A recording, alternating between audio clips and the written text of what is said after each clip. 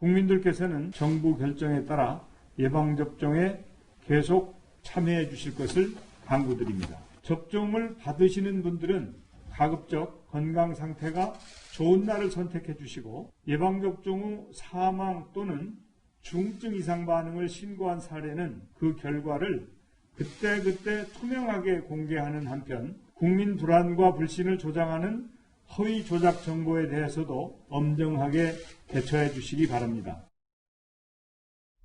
그렇군요. 대통령 총리도 오늘부터 무료 접종 대상자가 되겠군요. 이재명 부장. 그렇죠.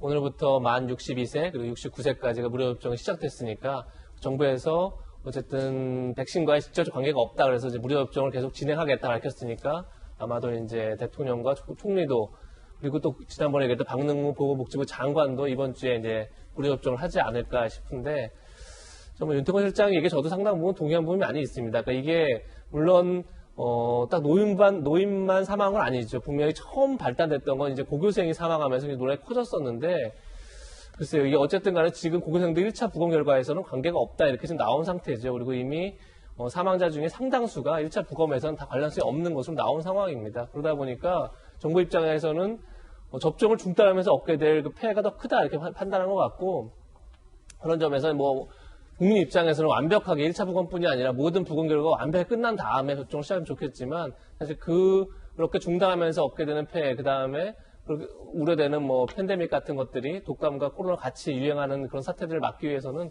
정부의 판단이 불가피하다는 생각이 드는데 다만 이건 분명히 있어 보입니다. 그러니까 우리나라가 백신에 대한 신뢰가 굉장히 높았었죠. 그러니까 미국이라든지 유럽 같은 경우는 백신에 대한 그 불신, 음모론 이런 게 상당히 적지 않습니다. 그러다 보니까 정부에서도 그 백신 불신을 없애기 위해서 노력을 많이 하는데 사실 우리나라는 그런 우려가 없었습니다. 그런데 올해 상온 노출이라든지 그리고 백색 침전물 사고라든지 이런 게 이제 생기면서 백신에 대한 불신이 굉장히 커졌죠.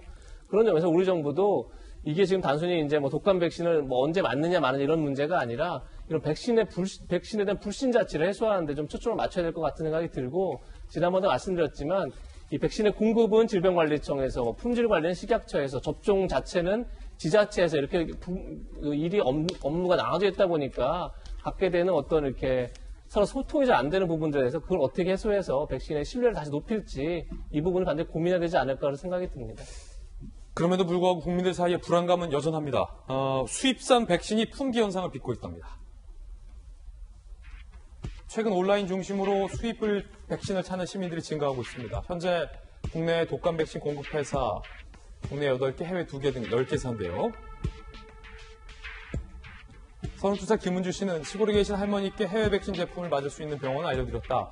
10,000원 정도 더 비싼데 누군가 맞고 죽었다는 백신을 접종하는 것보단 낫다. 서울 마포구의 한 내과 병원 관계자는 백신 제조사 물어보고 오겠다는 전화가 많다. 수입 백신은 입고되는 날 바로 동의나고 있다. 라고 얘기하고 있습니다.